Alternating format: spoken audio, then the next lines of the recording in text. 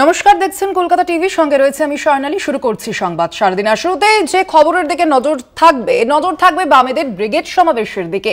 আজ বামেদের ব্রিগেড সমাবেশ রয়েছে, আপনারা জানেন, এবং সেখানেই প্রধান বক্তা থাকবে সিপিএম এর রাজ্য সম্পাদক মোহাম্মদ সেলিম। একাধিক জেলা থেকে ইতিমধ্যেই ব্রিগেডের উদ্দেশ্যে রওনা দিয়েছেন বাম কর্মী সমর্থকরা। একেবারে সেই 4 জেলার ছবি আপনাদের সামনে তুলে ধরছি: হাওড়া, নামখানা, আসানসোল এবং ঝাড়গ্রাম।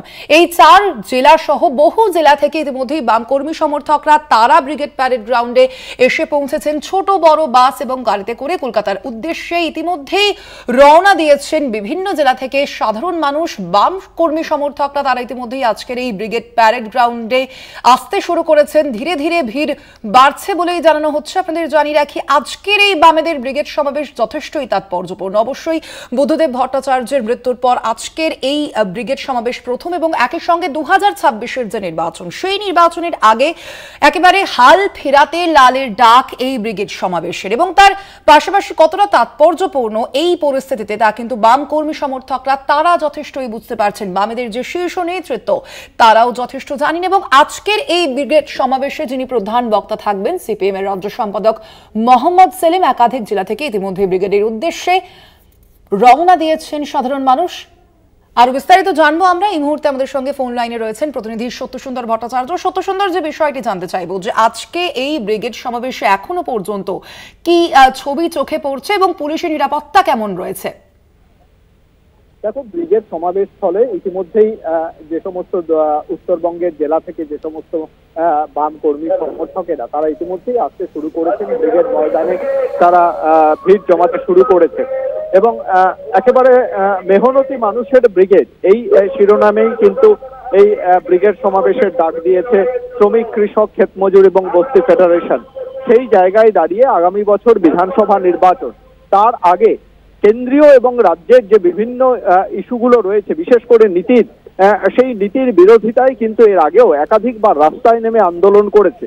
এবার কেন্দ্রীয়ভাবে এই যে ব্রিগেড সমাবেশ, সেই সমাবেশ থেকে যেরকম শ্রমিকদের দাবি, কৃষকদের ন্যায্য ফসলের দাবি, সেই সঙ্গে সাম্প্রতিক সময়ে যে নিয়োগ দুর্নীতি রাজ্যে, এই গোটা বিষয়গুলো এবং সাম্প্রদায়িক সম্প্রীতি রক্ষার বার্তা, সেটাও কিন্তু এই ব্রিগেডের সমাবেশে থাকবে, এমনটাই কিন্তু জানাচ্ছেন বাম নেতৃত্বরা। কেননা এর আগে শ্রমিক এবং কৃষকদের যে মূল জনভিত্তি ছিল বামেদের, সেই জায়গায় কিন্তু তারা অনেকটাই সেই একটা জনবিচ্ছিন্নতা তৈরি হয়েছে। সেক্ষেত্রে 2011 পরবর্তী সময় থেকে সেই জনবিচ্ছিন্নতা কিন্তু তাদের ভোট বাক্সে প্রতিফলিত হয়েছে, যার ফলে ভোটের ভাড়ারে বলা যেতে পারে শূন্যে পৌঁছেছে। সেই শূন্যের গেরো থেকে দলকে কিভাবে ঘুরে দাঁড়ানো যায়, এবং যে মূল জনভিত্তি ছিল শ্রমিক, কৃষক, মেহনতি মানুষ, সেই মেহনতি মানুষকে সামনে রেখেই, তাদের কাঁধে ভর করেই বলা যেতে পারে এবারের ব্রিগেড সমাবেশ। এবং সেই সমাবেশে ইতিমধ্যেই দূর দূরান্ত থেকে যে সমস্ত কর্মী সমর্থকেরা আসছেন, তারা মিছিল করে শিয়ালদহ, হাওড়া স্টেশন থেকে যেরকম আসছেন, পাশাপাশি কিন্তু বিভিন্ন জায়গা থেকে যারা আসছেন তারাও কিন্তু একটা প্রত্যাশা নিয়ে আসছেন যে বিভিন্ন সময়ে যে সমস্ত প্রতিশ্রুতি দেওয়া হয়েছে সরকারি তরফে, সেই প্রতিশ্রুতি রক্ষায় কিন্তু সরকারি তরফে সেরকম সদিচ্ছা দেখা যাচ্ছে না। ফলে সব মিলিয়ে আজকের ব্রিগেড সমাবেশ থেকে একটা ঘুরে দাঁড়ানোর লড়াই এবং একটা চ্যালেঞ্জের সম্মুখীন হওয়া এবং সেই চ্যালেঞ্জের প্রস্তুতি নেওয়া, সেটাই কিন্তু বাম কর্মী সমর্থকদের মনে রয়েছে, এমনটাই জানাচ্ছেন ব্রিগেডে আগত বাম কর্মী সমর্থকেরা। একেবারেই সত্যসুন্দর, আপাতত ধন্যবাদ তোমায়। আমরা কথা বলছিলাম, আমাদের সঙ্গে ছিলেন ফোন লাইনের প্রতিনিধি সত্যসুন্দর ভট্টাচার্য।